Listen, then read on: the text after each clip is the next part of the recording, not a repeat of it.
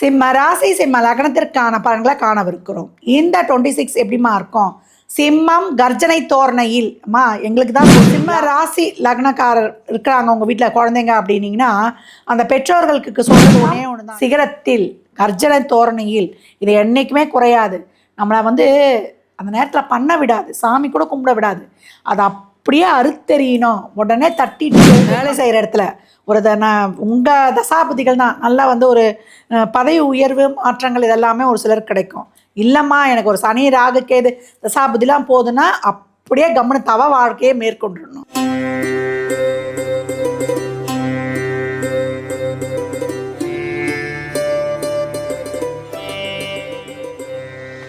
ஓம் சரவண பவ. பாலும் தெளிதேனும் பாகும் பருப்பும் இவை நாளும் கலந்துனக்கு நான் தருவேன். கோலம் செய் துங்க கரிமுகத்து தூமணியே நீ எனக்கு சங்கத்தமிழ் மூன்றும் தா. ஜோதிட யுகம் யூடியூப் சேனல் அன்பர்கள் அனைவருக்கும் ஆதித்ய சோனலக்ஷ்மியின் ஆத்ம வணக்கங்கள். இந்த பதிவு மிகச்சிறப்பான பதிவு. 2026 எப்படிமா இருக்க போகுது அப்படின்னு ஆவலோடு எதிர்பார்த்து காத்து கொண்டிருக்கும் என் நண்பர்களுக்கு இந்த பதிவில் உங்களுக்கு அருமையான தகவல்கள் தரப்படவிருக்கு. பதிவினை முழுமையாக நீங்கள் ஸ்கிப் பண்ணாமல் பாருங்கள்.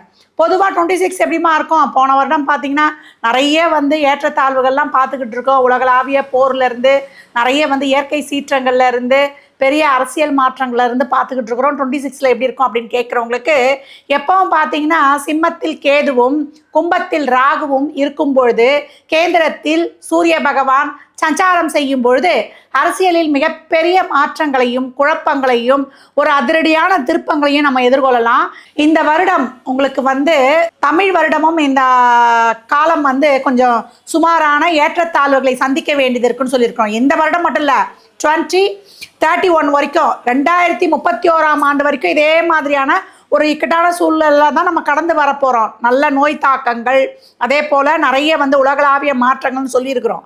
இப்போ இந்த காலகட்டம் பார்த்தீங்கன்னா குரு பகவான் ஜூன் 2க்கு மேலே நம்மளுக்கு பிரேய ராசியில் என்ட்ரு ஆன பிறகே நம்மளுக்கு சொல்லிட்டோம் இல்லையா, ஏற்கனவே இந்த அரசியல் சம்மந்தப்பட்ட தலைவருடைய உடல் ஆரோக்கியம், அவங்க பேருக்கு ஒரு களங்கம் ஏற்படாத வகையில் அவங்க பர்சனல் லைஃப்லலாம் ரொம்ப கேர்ஃபுல்லாக இருக்கணும். எதெல்லாம் தலைமை இருக்கிறாங்க வீட்லேயும் சரி வெளியிலையும் சரி அவங்கெல்லாம் டேக் கேர் அப்படின்னு சொல்லிடலாம். அது மட்டும் இல்லை, நிறைய இயற்கை சீற்றங்கள், நாட்டில் ஏற்படக்கூடிய குழப்பங்கள், இதனால் நிறைய ஒரு இயற்கை இந்த பஞ்சபூதங்கள்லாம் ஒரு ப்ராப்பராகவே இருக்காது. இப்போ நீங்கள் பார்க்குறீங்களா, காலைல மழை பெய்யுது, அதுக்கப்புறம் வெயில் அடிக்குது, அப்புறம் திருப்பி எப்போ மழை பெய்யும் எப்போ வெயில் பெய்யலாம் சொல்ல முடியல. பஞ்சபூதங்களின் இயக்கங்களும் சரியில்லாமல் இருக்கிறதுனாலையும் நோய் தாக்கங்கள் வேறு அதிகரிக்கும். அதே போல் நம்ம எல்லாம் என்ன பண்ணுவோம்னா திருப்பி பழையபடி நம்மளுடைய இயற்கையான வாழ்வுக்கு மாறினா மட்டுமே இதெல்லாம் கொஞ்சம் நம்ம ஹேண்டில் பண்ணிட்டு வந்துடலாம். முன்ன மாதிரி கொரோனாக்கெலாம் லீவ் விடுவாங்கலாம் எதிர்பார்க்க முடியாது.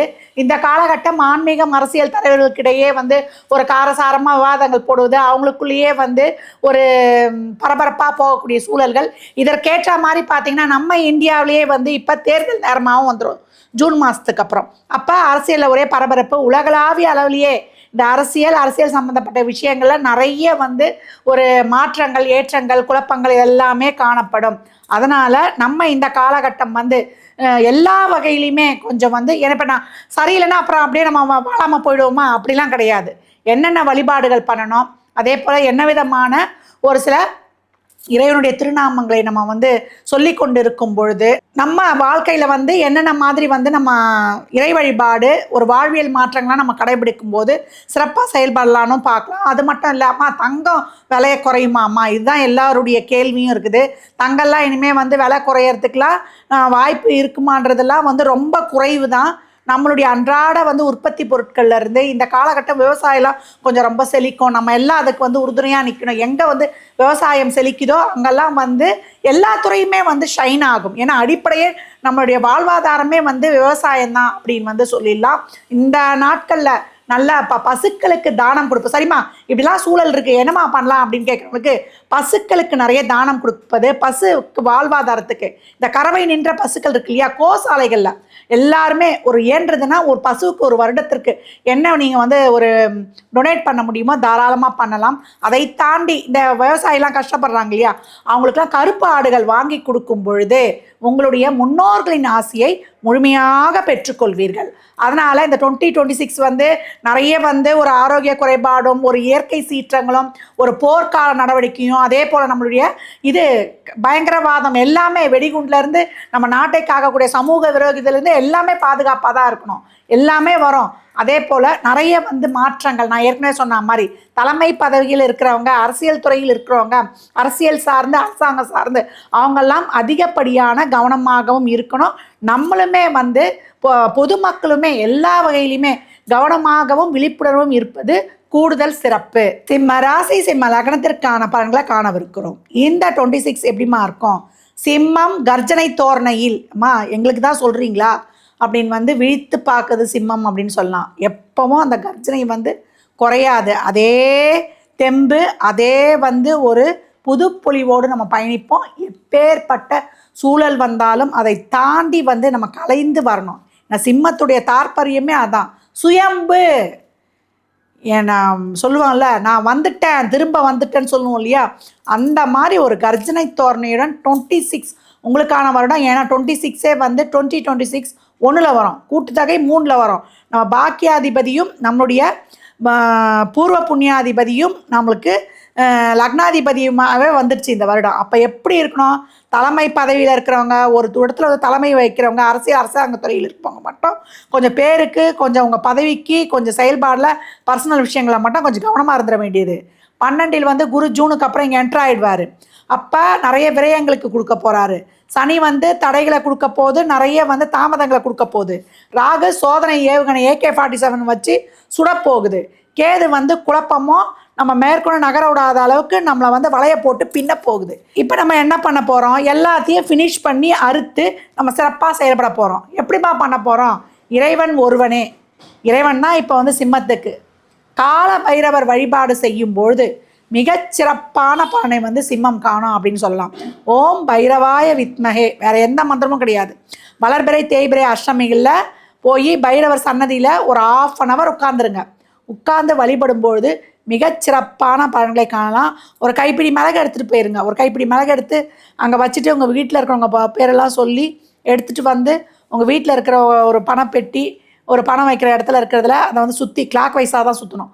ஒரு 3 தடவை சுற்றிட்டு ஒரு 2 கொட்டாங்குச்சி போட்டு அதில் வந்து அந்த மிளகை எரிச்சிருங்க. உங்களுக்கு இருக்கக்கூடிய திருஷ்டியெல்லாம் பயங்கரம் போயிடும். பணம் வந்து சேருது இல்லையா, அந்த பணத்தட்டுப்பாடு இருக்காது, அந்த திருஷ்டி போயிடும் அப்படின்னு வந்து சொல்லலாம். இப்போ உங்களுக்கு பைரவர் வழிபாடு தான். அப்படியே ஆரம்பத்தில் வந்து நிறைய வந்து உங்களுக்கு தடைகள் இருந்தவங்களுக்கு கூட குரு நம்மளுக்கு 11ல் இருந்து ஏதாவது கொஞ்சம் வழிகளை காட்டியிருப்பார். இப்போ 12ல் வந்து குரு உச்சமாகும் பொழுது உங்களுக்கு உடல் ஆரோக்கியத்தில் கவனம் வேணும். அதே போல் பிபி, கொலஸ்ட்ராலு, பெண்களாக இருந்தால் கர்ப்பப்பை சம்மந்தப்பட்ட பிரச்சனை, வெளிநாட்டு பயணங்கள்லாம் வந்து அருமையாக கிடைக்கும். அதையெல்லாம் வந்து தடுக்கக்கூடாது, கிளம்பிடணும். அஷ்டமசனி அந்நிய தேசத்தில் புகழ் பெறுவான். அப்போ மாணவர்களுக்கு நல்ல ஒரு ஹாஸ்டலில் தங்கி படிக்கிறது, படிப்புக்காக ஒரு வெளியூர் மாறுவது, இதெல்லாம் வந்து எடுத்துக்கோங்க. சிம்ம ராசி லக்னக்காரர் இருக்கிறாங்க உங்கள் வீட்டில் குழந்தைங்க அப்படின்னிங்கன்னா, அந்த பெற்றோர்களுக்கு சொல்கிறது ஒன்றே ஒன்று தான், take care of your child அப்படின்னு.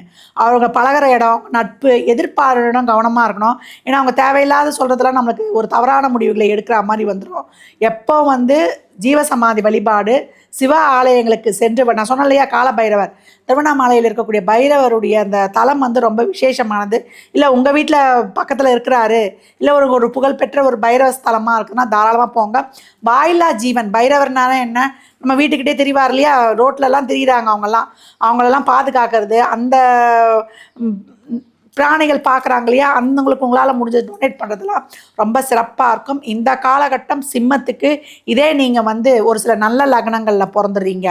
இப்போ ரிஷபம், கடகம், கன்னி, விருச்சகம், உங்களுக்கு வந்து மகரம், மீனம், இந்த லக்னங்களில் பிறக்கும்பொழுது ஏக்தமாக அடித்து தூள் கிளப்பிட்டு வந்துடும்.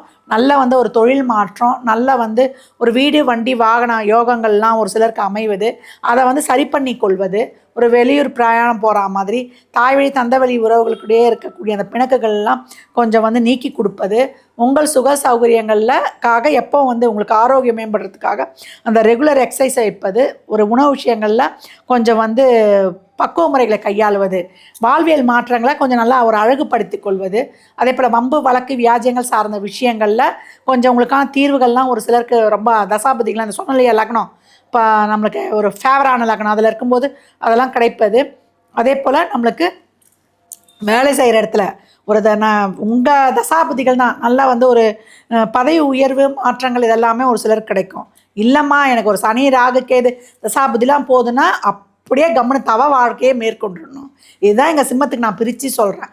மற்றபடி எப்போவும் வந்து நீங்கள் பிறந்த கிழமைகளில் ஒரு தீபம் ஏற்றி வழிபடும் பொழுது, சனிக்கிழமைகளில் அன்னதானம் கொடுக்கும் பொழுது, எப்பெல்லாம் நேரம் கிடைக்குதோ வேல்மாறல் சிவபுராணம் பாராயணம் செய்யும்பொழுது சிவ ஆலயங்களுக்கு போங்க. எவ்வளோக்கு எவ்வளோ சிவ ஆலயங்களுக்கு போகிறீங்களோ அவ்வளோக்கு அவ்வளோ உங்களுக்கு சிறப்பான பலன்களை தரும்.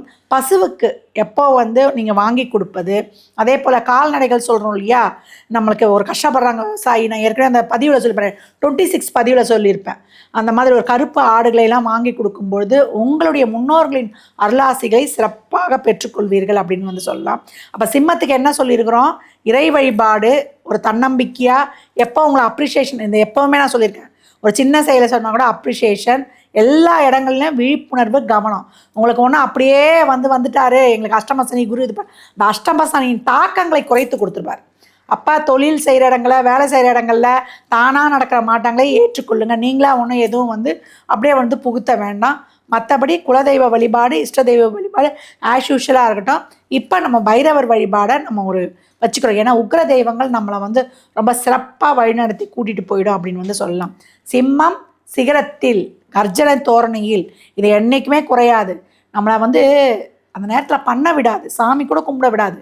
அது அப்படியே அறுத்தெறியணும், உடனே தட்டிட்டு எழுந்து உட்காந்துடணும். வீட்டில் பெரியவங்களாம் இருந்தால் ஒரு பிளெஸ்ஸிங்ஸை வாங்கிக்கோங்க. பெரியவங்க அதெல்லாம் சின்ன பிள்ளைங்களாம் சொல்கிறேன், பெரியவங்க சொல்கிறேன், யாருடைய வாயிலையும் நிற்காதீங்க. ஒரு வார்த்தை வெல்லும், ஒரு வார்த்தை கொல்லும். கிரகங்களையே மாற்றக்கூடியது, அந்த செயல்களுடைய தாக்கங்களை குறைக்கக்கூடியது பெரியவங்களுடைய ஆசி, மகான்களுடைய வழிபாடு. அதனால தான் எப்பவும் சொல்லுவேன், சித்தர் ஜீவ சமாதி வழிபாடு வைத்து கொள்ளும் சிம்மத்திற்கு தெரியாக களம் இறக்கும். உங்களுக்கு நிறைய சொல்லியிருக்கேன், ஃபேவர் லக்னங்கள் எப்படி நல்ல பலன் கொடுக்கும், சரியா இல்லைன்னா தசாபுத்திலனா எப்படி போகணுன்னு சொல்லியிருக்கிறேன். அதனால் சிம்மம் பயம் அச்சம் வேண்டாம். தெரியாக 26ல் நம்மளும் கடந்து வருவோம். வருடங்கள் இப்படி தான் போகும், காலங்கள் இப்படி தான் இருக்கும். இதை கடந்து பயணிக்கும் சிம்மம் சிங்கிளாக இருந்தாலும் என்னைக்கும் அதனுடைய தனித்திறமையும் கம்பீரத்தையும் இழக்காமல் வாழ்க்கையில் எந்த சூழலையும் சிறப்பாக கடந்து வெற்றி நடை போடும். சிம்ம ராசி லக்னத்திற்கு நல்வாழ்த்துக்களை தெரிவித்துக் கொள்கிறேன்.